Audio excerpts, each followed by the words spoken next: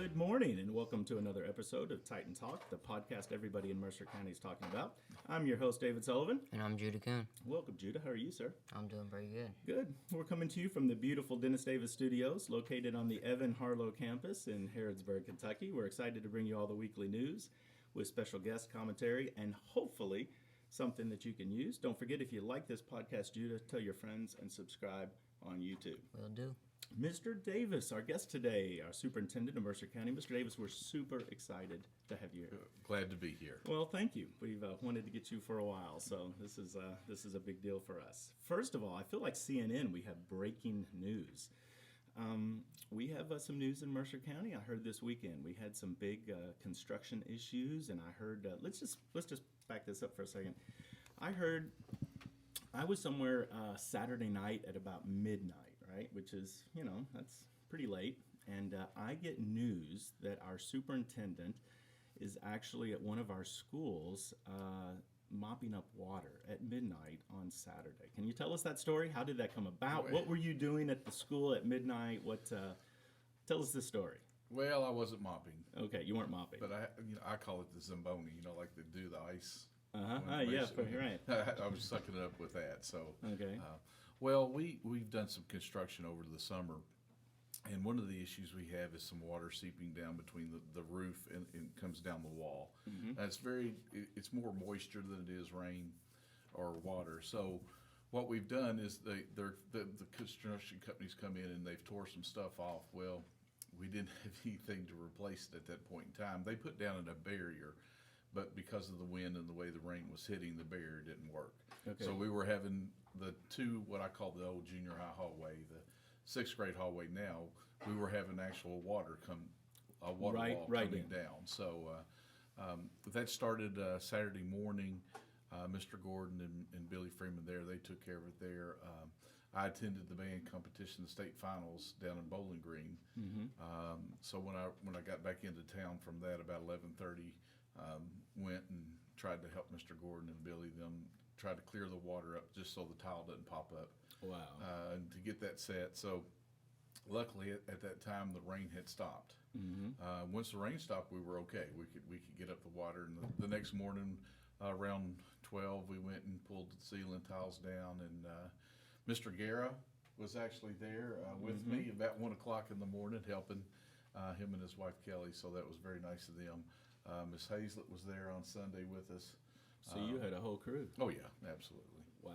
Well, that's pretty exciting, really. You probably didn't think you were going to be spending your weekend at the middle school. That was correct. Right. And of course, I spent all day yesterday on the phone with the architects and the company to make sure, because it's supposed to rain tomorrow. Mm-hmm. Right. So they're supposed to seal things up today so that we don't have the same issue again coming up through the week. Okay. Well, very good. Well, next time call me. I'll come. I was up. I would have mopped for a little bit for you. I had a crew too. All right. Well, listen, we've got a lot of questions for you, Mr. Davis, and I know you've got some places to be today, so we're watching our time pretty closely. But first of all, since I get to ask the first question, I'm going to talk about important stuff, like football. We did a lot of research, Mr. Davis, on you over this last week. That's what we do on our podcast. And we came up with a lot of interesting statistics that I don't know if they're public or not, but we found them very interesting.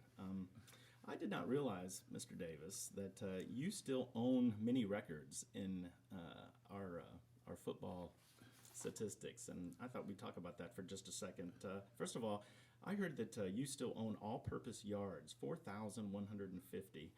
I also heard that you have the most career interceptions, 19, and most interceptions in a season, which is 10. But I thought you were a quarterback, so were you playing both? You want to tell us a little bit about these? These all came from your former coach, by the way. Oh, is that right? Yeah, that's where we got these. How did this come about? How are you getting interceptions and throwing the ball? That's what I want to know. Well, here's the part. I don't own any records anymore. They all have been broken. Uh-huh. Of course, in 2006 when we merged, those records from there are from Mercer County. And then, we started over in 2006. Mm-hmm. So I don't hold any records, and I didn't play for the Titans, so that was the case there. But well, that's good. Nobody can break your records ever, then, right? That's kind of sealed, right? That's good. Of course, when I played, we played Ironman football. Mm-hmm. Nine of the 12 of us played both ways. So really, Really? the only time you got to come off the field was on kickoff return. I'll be darned. I didn't know that. Yeah. Okay. Well, And of course, the year with the 10 interceptions, that was the year we went to the semifinals of the state. First time we'd ever had a school had a victory in the playoffs. We won the region. okay. Then went on to play Heath and got beat in the semifinals, but that was the year. So I was quarterback on offense, and I was a free safety on defense. Wow. Who was your coach? Who was the coach? Coach Larry French was the head coach. Oh, okay. And All I right. tell people I've been blessed. Coach French was the head coach. He has over 300 wins and 2 state titles. Chuck Smith from Boyle County was my defensive coach. Wow. Of course, we all know his, the 8 titles. And Right. David Buchanan was my quarterback coach. I didn't know that. And then Jack Robertson also was on.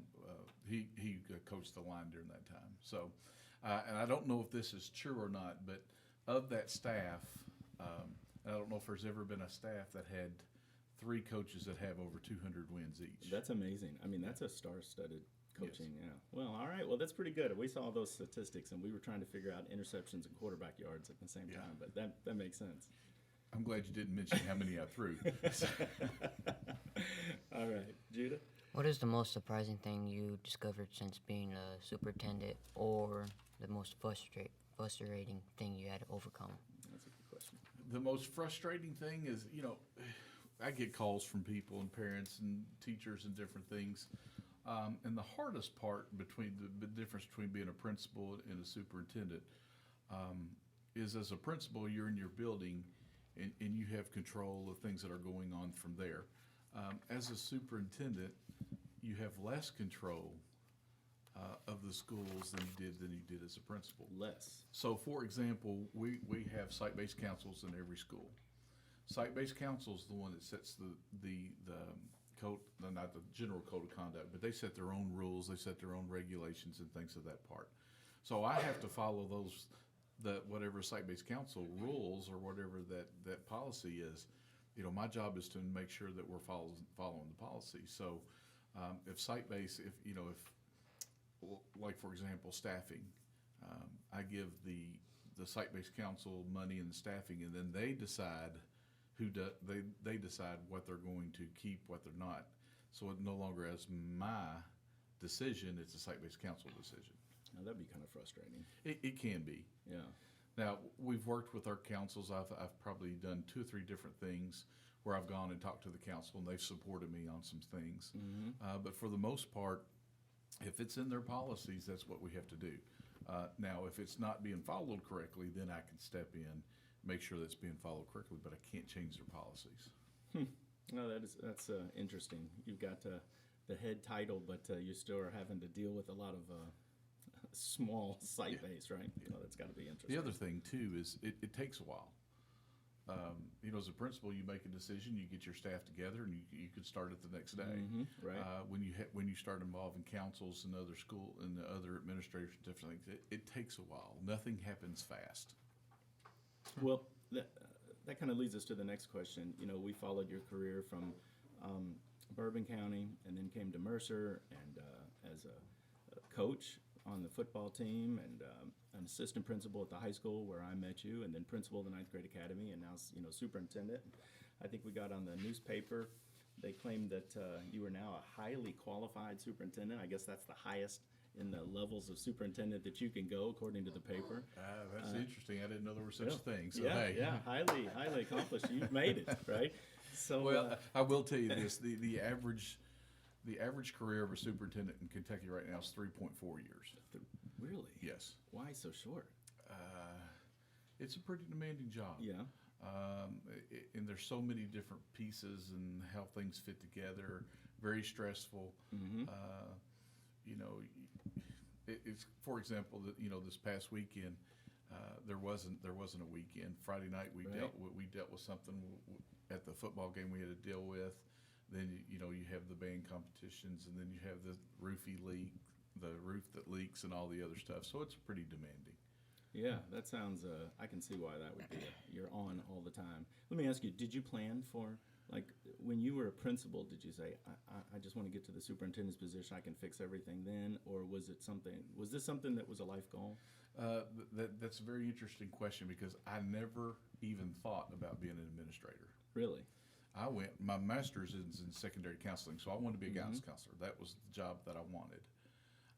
And things just kind of happened over time and became an assistant principal and then became principal and then superintendent. But it was not a lifelong dream that I had. Right. I've enjoyed it and glad the choices that I made. But in the beginning, no, it was not You one never of those thought things. out that No, you- no. Fascinating. Judah? What were one or two of the biggest accomplishments that you really felt proud of since you became superintendent?